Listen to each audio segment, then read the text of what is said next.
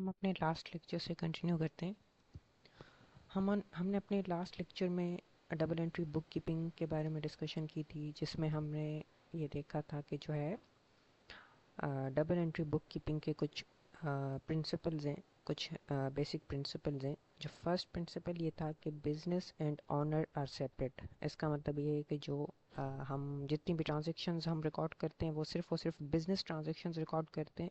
जो ऑनर की अपनी पर्सनल ट्रांजैक्शंस होती ट्रांजैक्शंस की वजह से जो है एक डेबिट अकाउंट जो है वो हिट होगा और एक क्रेडिट अकाउंट हिट होगा। यानी कि या तो डेबिट अकाउंट जो होगा वो इंक्रीज़ होगा, या क्रेडिट अकाउंट इंक्रीज़ होगा, या डेबिट डिक्रीज़ हो, क्रेडिट जो होता है वो इंक्रीज़, कुछ भी हो सकता है।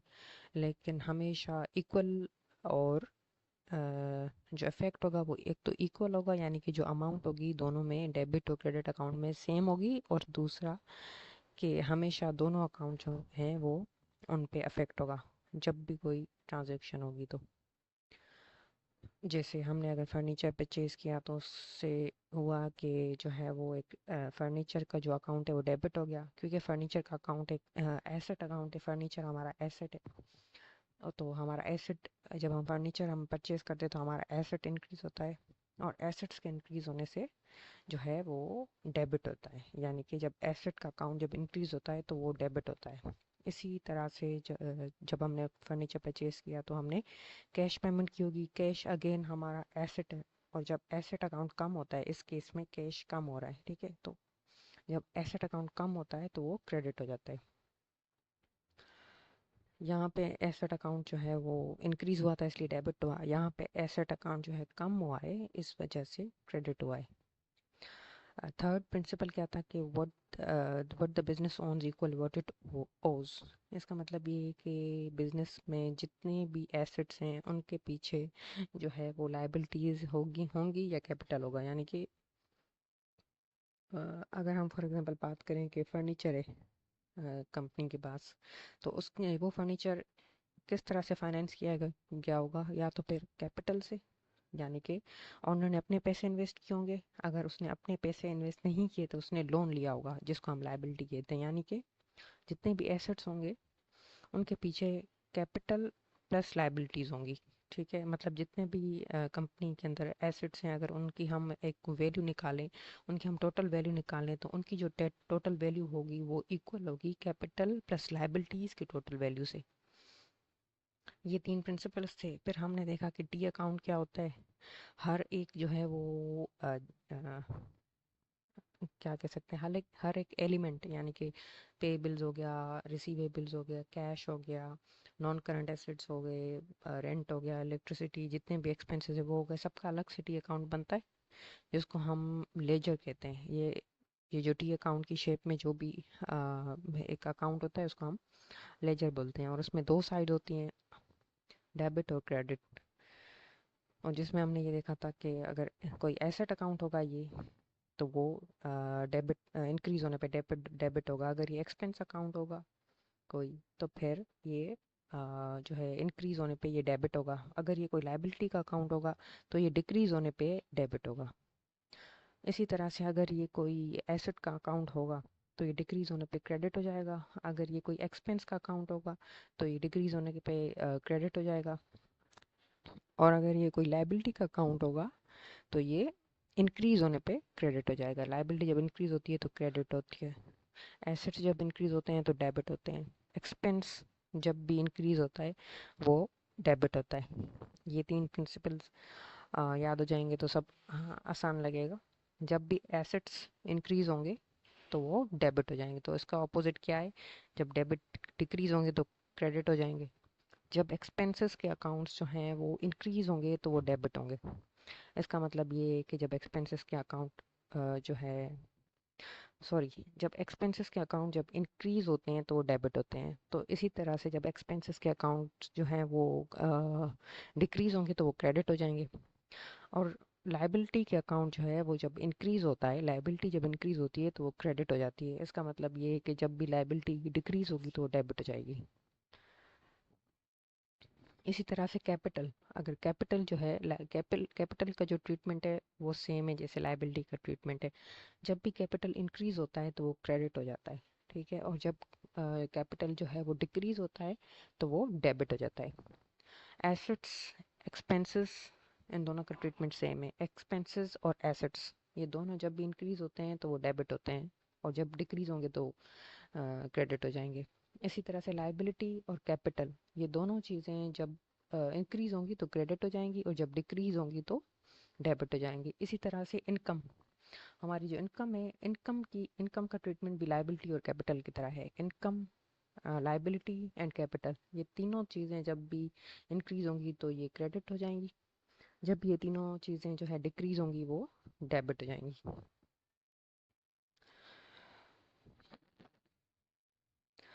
अगर हम ये एक सिंपल प्रिंसिपल याद कर लेंगे कि जब भी एसेट, एक्सपेंस जो है वो, एसेट्स और एक्सपेंसेस जब भी इंक्रीज होते हैं वो डेबिट होते हैं, तो इसका ऑपोजिट हमें खुद ही याद आ जाएगा कि जब ये डिक्रीज होंगे तो ये क्रेडिट हो जाएंगे। इसी तरह से अगर हम ये याद कर लें कि जो कैपिटल है, जो लाइबिलिटी है, और उसके अलावा जो इनकम है, अगर ये तीनों जब भी इंक्रीज होती हैं तो ये क्रेडिट होती हैं, तो उसका ऑपोजिट हमें खुद ही याद हो जाएगा कि जब ये डिक्रीज होंगी तो ये डेबिट हो जाएंगी।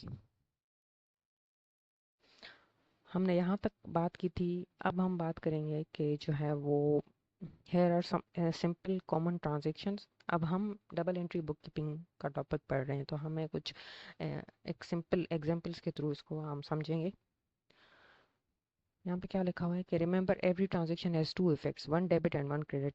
ये चीज़ भी हम डिस्कस कर चुके हैं कि जितनी भी ट्रांजेक्शन्स होंगी उनके दो इफेक्ट्स होंगे, एक एक तो डेबिट होगा, एक क्रेडिट होगा। अब कौन सा अकाउंट डेबिट होता है और कौन सा अकाउंट क्रेडिट होता है वो डिपेंड करता है ट्रांजेक्शन पे।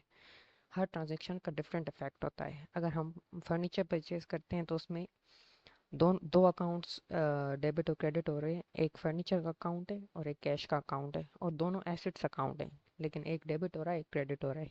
क्योंकि फर्नीचर जब हम परचेज करें तो एसेट इंक्रीज हो रहा है, हमारे पास फर्नीचर आ रहा है, इसकी वजह से जब भी एसेट इंक्रीज होता है तो डेबिट होता है। लेकिन उसी वक्त जो है हमारे पास से कैश जा रहा है, कैश हमारा एसेट है अगेन, लेकिन वो इस टाइम डिक्रीज हो रहा है। जब डिक्रीज होता है एसेट तो वो क्रेडिट हो जाता है। Every transaction has two effects, one debit and one credit. The amounts of debits must be equal to the amount of credit। यानी कि दोनों डेबिट और क्रेडिट दोनों अमाउंट सेम होंगे। दोनों अकाउंट्स जो हैं डेबिट के, कोई भी अकाउंट हो, फर्नीचर हो, कैश हो, एक्सपेंस हो, कोई भी, दोनों अकाउंट्स सेम अमाउंट से जो है आ, आ, वो होंगे। दोनों का अमाउंट, क्रेडिट और डेबिट दोनों का अमाउंट जो है वो सेम होगा।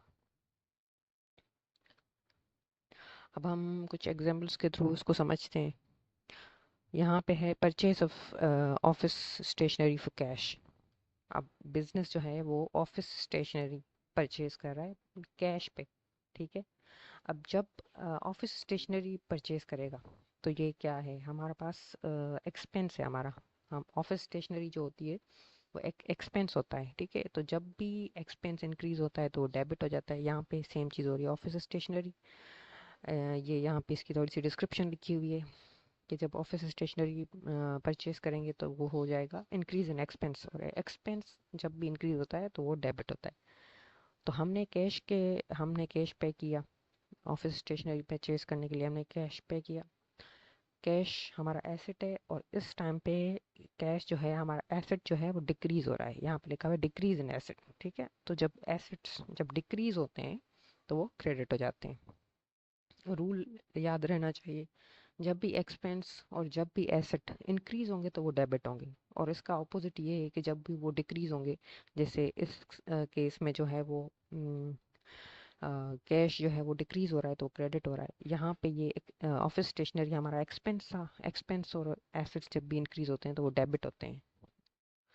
और इसी तरह से एक्सपेंस और कैश, सॉरी कैश नहीं, एक्सपेंस और एसेट्स जब भी डिक्रीज होंगे वो क्रेडिट हो जाएंगे। इस केस में कैश हमारा एसेट है, वो डिक्रीज हो रहा है तो वो क्रेडिट हो रहा है। अब दूसरी ट्रांजैक्शन हमारे पास जो है कैश, कैश है सेल। अब ऐसी सेल जिसमें जो है हमने कस्टमर को जो है सेल की और उसने उसी वक्त हमें पेमेंट कर दी, यानी कि कैश सेल हुई है, क्रेडिट सेल नहीं हुई। ठीक है, तो इसमें क्या होगा, जब भी हमारे, मैंने आपको बताया था, जब भी हमारी इनकम और कैपिटल और लाइबिलिटी जब भी इंक्रीज होगी तो वो क्या होगी कि क्रेडिट हो जाएगी। जब भी हमारी इनकम या फिर कैपिटल या लाइबिलिटी जब भी इंक्रीज होंगे ये तीनों अकाउंट्स, वो क्या हो जाएंगे, क्रेडिट हो जाएंगे। तो इस केस में हमारी जो सेल्स हैं वो क्रेडिट हुई हैं, क्योंकि हम सेल कर रहे हैं, सेल हमारी इनकम है, इनकम जब भी इंक्रीज होगी क्रेडिट हो जाएगी। तो यहाँ पे जो है इंक्रीज इन इनकम लिखा हुआ है, क्योंकि सेल्स हैं तो वो हमने सेल की तो हमारी सेल्स बढ़ी है, इसका मतलब है हमने एक इनकम अर्न की है। ठीक है, हमारे पास इनकम आई है, हमने सेल की, जो भी हमने हमारा गुड्स थे हमने सेल किए, कस्टमर ने हमें पेमेंट कर दी, ये क्या होगा, हमारी इनकम हो गई। ये सेल जो है वो हमारी इनकम है, जब भी इनकम जो है इंक्रीज होती है तो क्रेडिट हो जाती है। इस केस में भी यही है कि सेल्स जो है वो क्रेडिट हो गई हैं, इंक्रीज इन इनकम।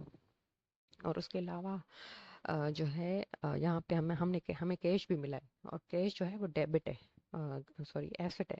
और एसेट यहाँ पे क्या हुआ, कैश हमें मिला तो कैश जो है वो बढ़ गया, इंक्रीज हो गया। ठीक है, तो कैश जो है वो एसेट है। ठीक है, तो वो जब इंक्रीज हुआ तो डेबिट हो गया, क्योंकि जब भी एसेट या एक्सपेंस जब भी इंक्रीज होता है तो डेबिट होता है। इसी तरह से हमने यहाँ पे एक और चीज़ नोट करनी है कि यहाँ पे जो है वो डेबिट हमेशा ऊपर लिखते हैं हम, और क्रेडिट जो है हमेशा नीचे लिखते हैं।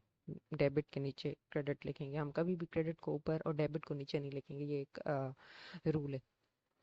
अब हम क्रेडिट सेल्स की बात कर रहे हैं। ठीक है, अब क्रेडिट सेल्स में क्या है कि क्रेडिट सेल है तो सेल ही, जैसे ऊपर ये भी सेल ही थी, लेकिन क्रेडिट सेल वो होती है जब कस्टमर जो है हमें पेमेंट नहीं करता, वो कहता है कि वो बाद में पेमेंट करेगा, तो बेसिकली वो क्रेडिट पे हमसे से परचेज कर रहा होता है। हमारे लिए सेल तो हो गई, हमने उसको जब गुड्स प्रोवाइड की, हमने उसको सेल की, तो हमारे लिए इनकम जनरेट हो गई, लेकिन हमें कैश नहीं मिला। ठीक है, तो हम यहाँ पे हमारी सेल तो हो गई है, हमारी इनकम जनरेट हो गई है, और इनकम इस केस में इंक्रीज हुई है। तो जब भी इनकम जो है इंक्रीज होती है तो वो क्रेडिट हो जाती है। अब सेल्स हमने क्रेडिट कर दी क्योंकि इंक्रीज इन इनकम है। अब इस केस में हमें, जैसे ऊपर इस केस में जो है हमें कैश मिला था, तो हमें कैश मिला था, हमारा कैश इंक्रीज हुआ था, तो हमने उसको डेबिट किया था क्योंकि ये इंक्रीज इन एसेट था। और इस केस में हमें जो है वो कैश नहीं मिला, हमें जो है हमारा एक दूसरा अकाउंट जो है क्रिएट हुआ है, विच इज़ रिसीवेबल्स। रिसीवेबल्स हमने इसलिए क्रिएट किया है क्योंकि हमें फ्यूचर में पैसे मिलने वाले हैं, इसको हम रिसीवेबल्स कहते हैं, कि हमने किसी को उधार पे जो है वो चीज़ें दी हैं। ठीक है, और वो कस्टमर जो है हमें कुछ टाइम के बाद, 1 महीने के बाद, 2 महीने के बाद, जो भी हमारी एक टर्म्स होंगी, जो हमने टर्म्स सेट की होंगी उसके साथ, तो वो उस वक्त हमें पेमेंट करेगा। तो इसको हम कहते हैं रिसीवेबल्स। रिसीवेबल्स इसलिए कह रहे हैं क्योंकि हमें फ्यूचर में कैश मिलने वाला है। ये हमारा रिसीवेबल्स जो है वो एसेट है, रिसीवेबल्स भी हमारा एसेट है, क्योंकि हमें इस रिसीवेबल्स के अगेंस्ट हमें फ्यूचर में पैसे मिलेंगे, तो ये हमारा एसेट हो गया। जैसे कैश हमारा एसेट था, इसी तरह से रिसीवेबल्स भी हमारा एसेट है, क्योंकि रिसीवेबल्स में हमें अभी पैसे नहीं मिले लेकिन फ्यूचर में मिलेंगे, और कैश में क्या होता है कि वो अभी पैसे हमें मिल गए।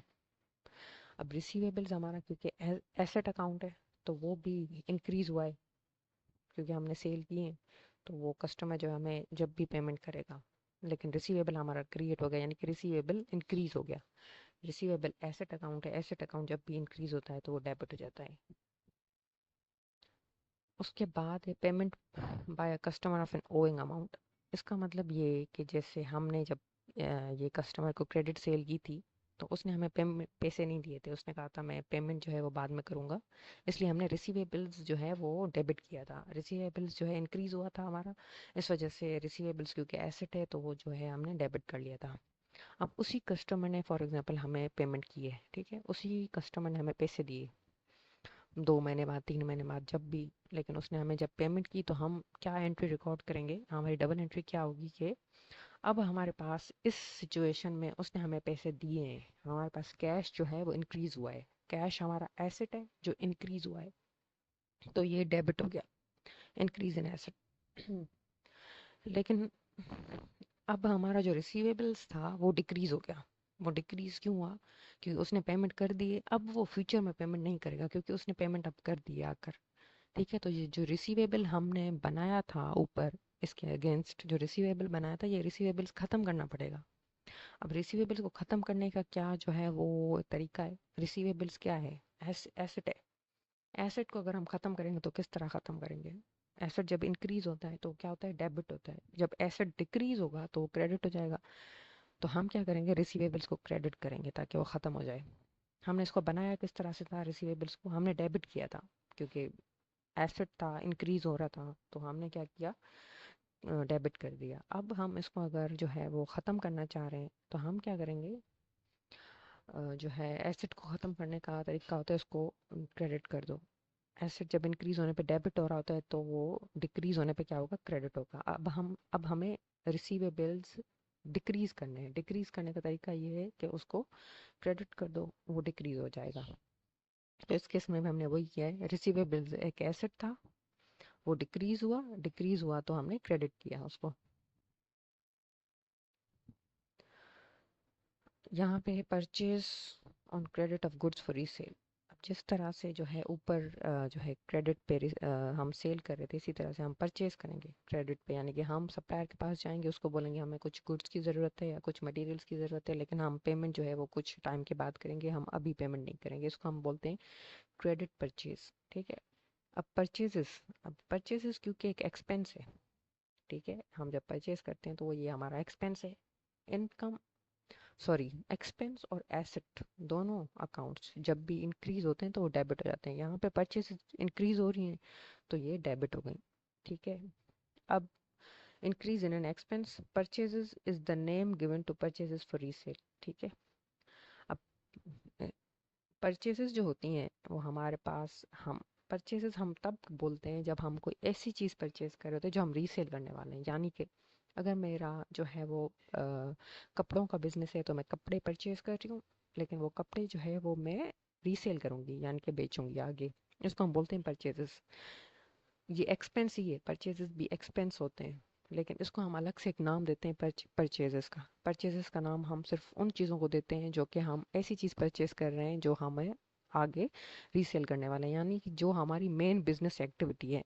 हमारी मेरी बिजनेस एक्टिविटी अगर कपड़े परचेज करना है और उसको बेचना है, मेरी शॉप जो है वो है ही, मेरा बिजनेस ही ऐसा है कि मैं कपड़े बेचती हूँ, तो वो जब मैं कपड़े परचेज करूँगी तो उसको रीसेल करने के लिए जब मैं कपड़े परचेज करूँगी तो उसको मैं परचेज बोलूँगी। लेकिन अगर मैं कोई दूसरी चीज़ खरीदती हूँ, फॉर एग्जांपल अपने बिजनेस के लिए मैंने जो है गाड़ी खरीदी, मुझे गाड़ी की ज़रूरत थी, मैंने अपने बिजनेस को ऑपरेट करने के लिए गाड़ी खरीदी। अब ये गाड़ी जो है वो मैं बेचूंगी नहीं, ये मेरी बिजनेस एक्टिविटी नहीं है।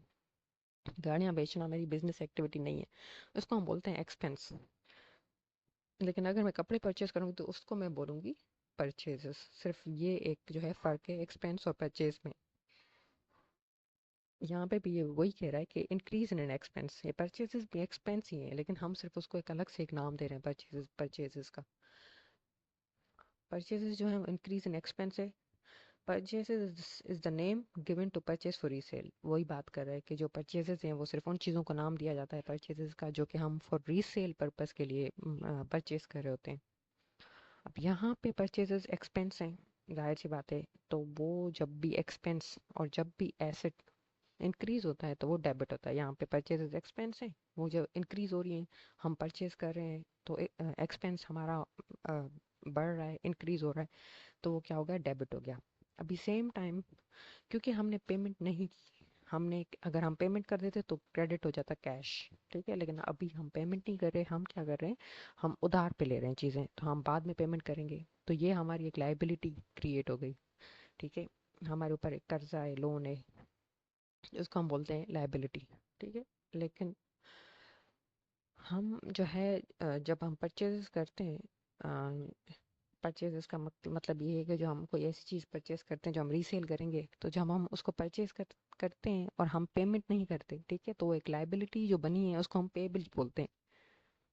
जिस तरह से कस्टमर्स हमसे, अगर हमको जो है हमसे परचेज करते थे ऊपर, जब हम उनको जो है सेल करते थे, उनसे पेमेंट नहीं लेते थे तो हम उसको रिसीवेबल्स कहते थे। इसी तरह से जब हम अगर सप्लायर को पेमेंट उसी वक्त नहीं करेंगे तो बाद में हम पेमेंट करने वाले हैं, तो हमारी एक लाइबिलिटी क्रिएट हो गई है जिसको हम पेबल्स बोलते हैं, ये लाइबिलिटी है। तो लाइबिलिटी मैंने आपको बताया था कि जब भी लाइबिलिटी या कैपिटल या फिर इनकम, ये तीनों अकाउंट्स जब भी इंक्रीज होंगे तो ये क्रेडिट हो जाएंगे। ठीक है, हमें एक एक ही रूल याद करना है, इंक्रीज का रूल याद करना है, डिक्रीज का रूल हमें खुद ही जो है याद आ जाएगा। एसेट्स और जो है एक्सपेंसेस, एसेट्स और एक्सपेंसेस जब भी इंक्रीज होंगे डेबिट हो जाएंगे, तो ऑटोमेटिकली जब ये क्रेडिट जब ये डिक्रीज होंगे तो क्रेडिट हो जाएंगे। इसी तरह से लाइबिलिटी, कैपिटल और इनकम, ये तीनों अकाउंट जब भी इंक्रीज होंगे तो ये क्रेडिट हो जाएंगे। तो इसका मतलब ये है कि ऑटोमेटिकली ये है कि जो है जब ये डिक्रीज होंगे तो वो डेबिट हो जाएंगे। इस केस में पे बिल्स, पे बिल्स जो है वो एक लाइबिलिटी है। लाइबिलिटी हमारी इंक्रीज हो रही है क्योंकि हमने पैसे देने हैं फ्यूचर में। ठीक है, हमने पैसे लेने नहीं है, हम हमें अगर पैसे लेने होते तो हम उसको बोलते रिसीवेबल्स। इस केस में हमें पैसे देने हैं, ये हमारा लाइबिलिटी है। तो इस केस में हमारी लाइबिलिटी इंक्रीज हो रही है, हमारा पे बिल्स जो है वो लाइबिलिटी है। लाइबिलिटी जब भी इंक्रीज होती है तो क्रेडिट हो जाती है, तो ये क्रेडिट हो गई, इंक्रीज इन लाइबिलिटी क्रेडिट हो गई।